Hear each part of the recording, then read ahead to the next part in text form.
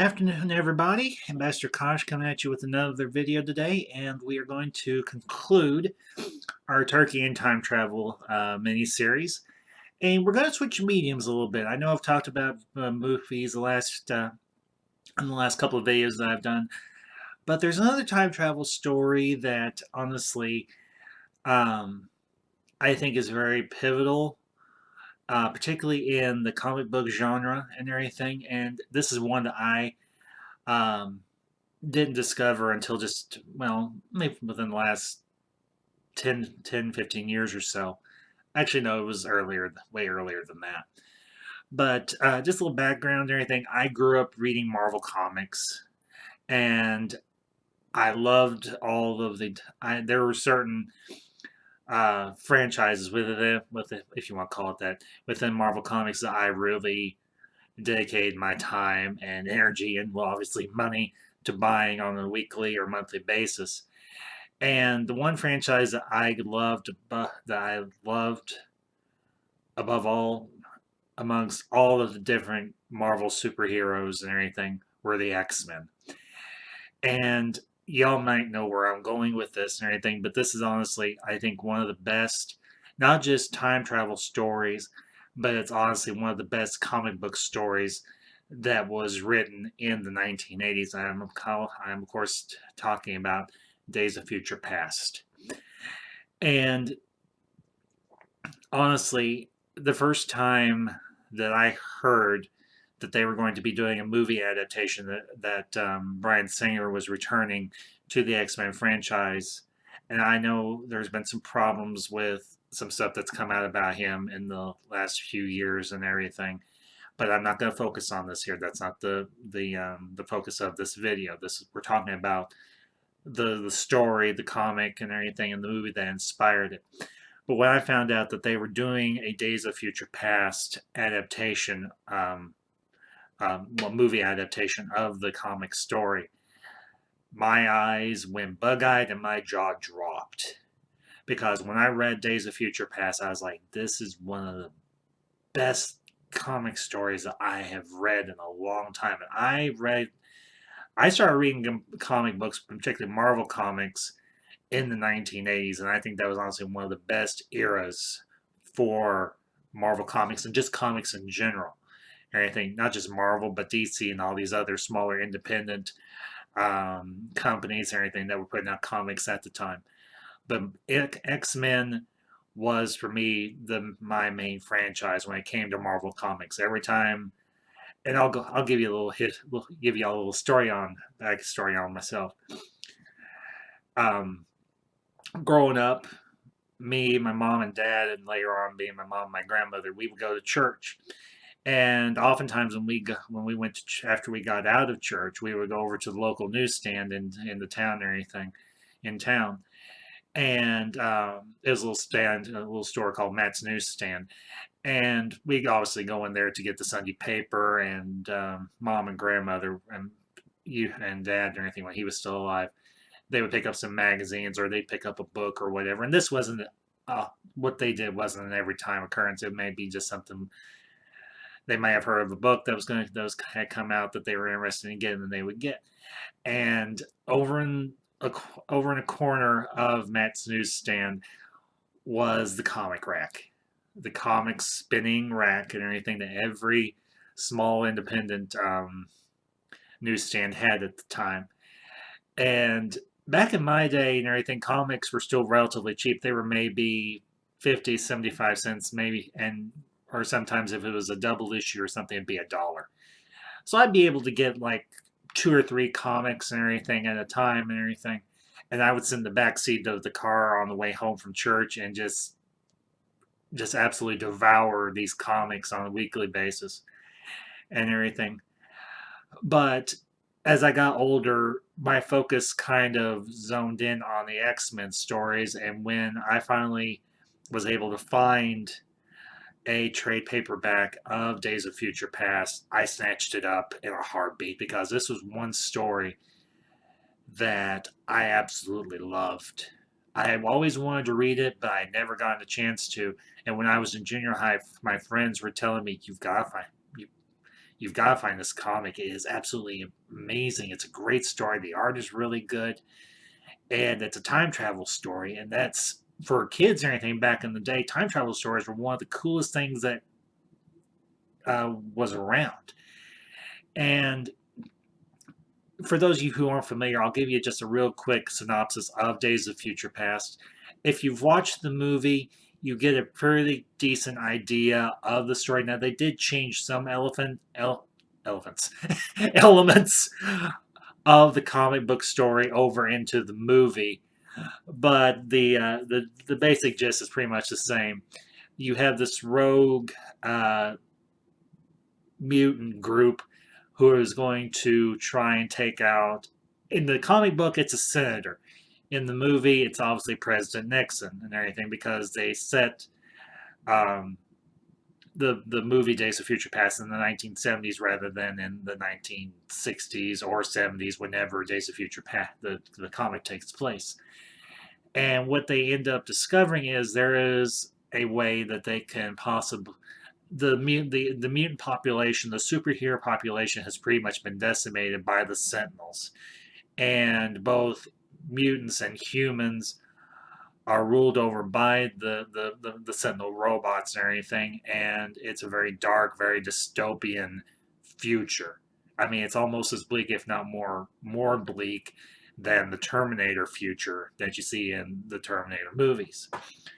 But what the last few remaining mutants decide to do is they decide to send one person back in time to try and reverse the events of the past and everything to alter the course of the future and hopefully negate all the events and everything that they had to live through the Sentinels taking over all the superheroes and the biggest majority of the mutants and everything being wiped out, and the few that survived are put into these internment camps, and they have to wear these inhibitor collars that inhibit their mutant abilities.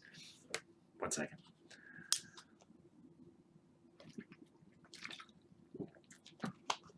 But what you get in Days of Future Past, the comic and everything, is this very intricately woven time travel story.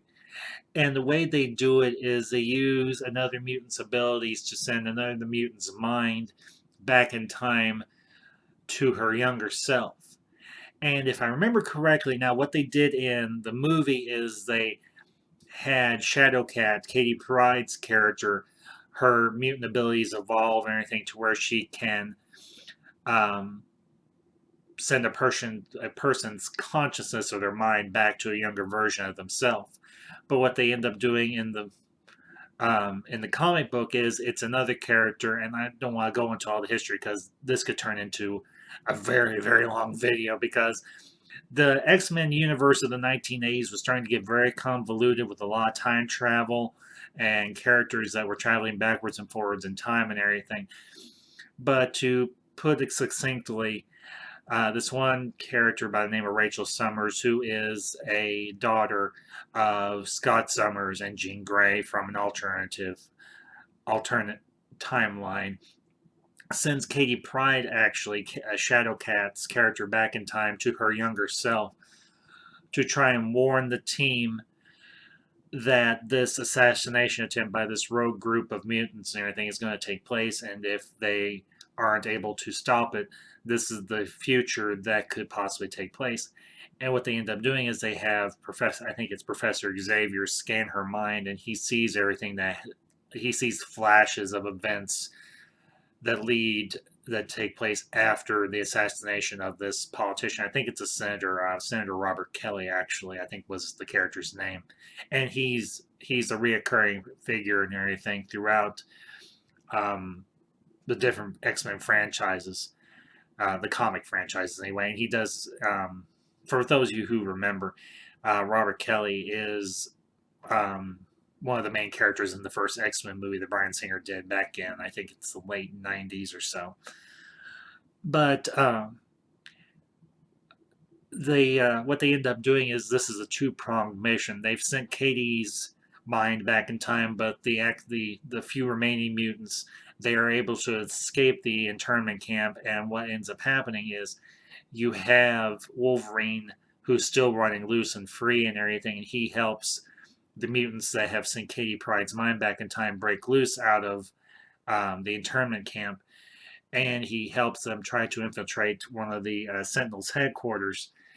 And you've got these two stories running parallel to one another. You've got the story that's set in the future or the possible future, and you've got the story of with Katie Pryde and the main X-Men team that still exists and everything in the past and everything. And I think the team at the time was I think it was the team of Nightcrawler, Colossus, Storm, Wolverine, um, Shadowcat, obviously.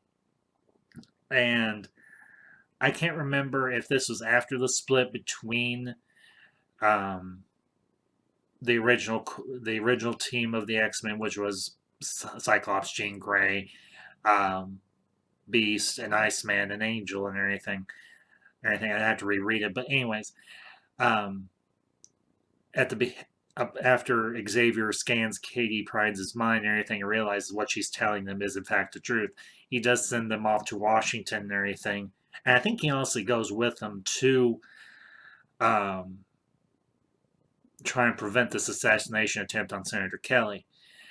And they ultimately are able to prevent that event from happening, and it does alter the future.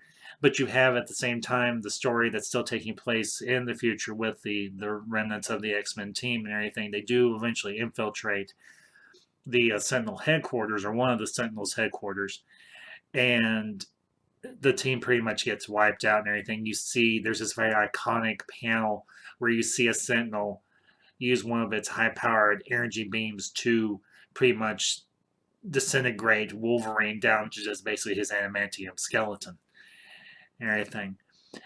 But ultimately, they are able to alter the past, and the future that takes place is changed. We don't ever actually see, as far as I recall, the ultimate result of how the future is changed, but we can assume that the future has changed for the better because Katie Pryde's future self gets transported back into her future body, um, and the story pretty much ends from there.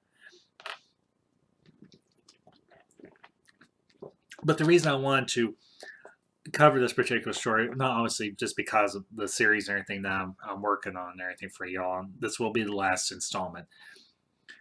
But I think honestly, this gives you these three different stories: the one in Terminator, the one in Back to the Future, the one in Bill and Ted, and now this one from the X-Men. It's done just as a graphic as a series of comic books. It gives you a very good idea of what the entertainment industry was trying to do with this whole idea of how far can we bend the rules of these time travel stories, and how many different ways can we play this whole concept of time travel in a way that can be entertaining and engaging the for our audiences. And you've obviously got Back to the Future was a very positive and upbeat message. The same thing with Bill and Ted's Excellent Adventure.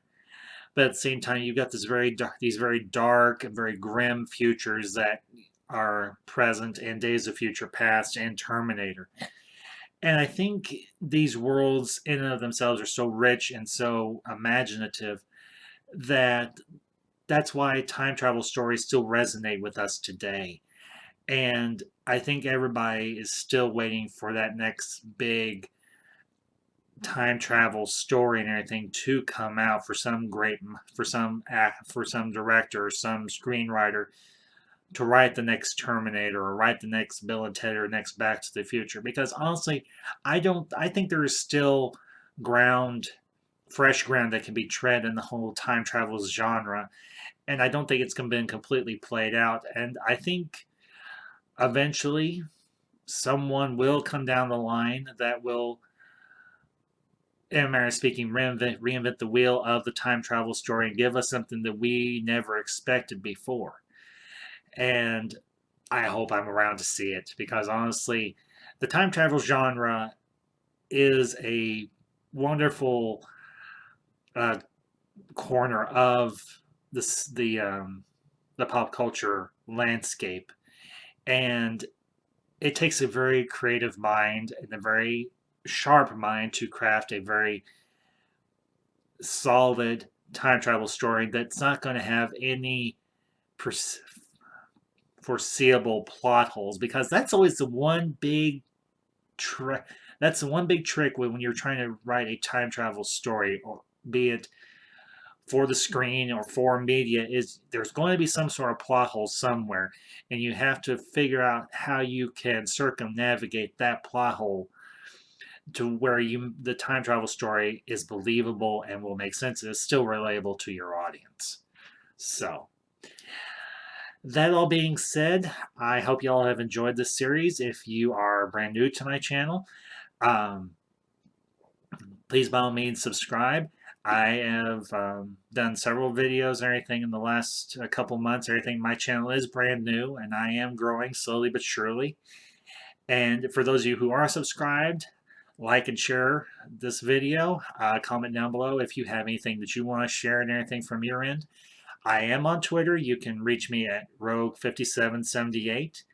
And until next time, everyone, this is Ambassador Kosh saying, okay, not saying, signing off. And one final thing to all my friends out there, happy Thanksgiving. Talk to y'all later.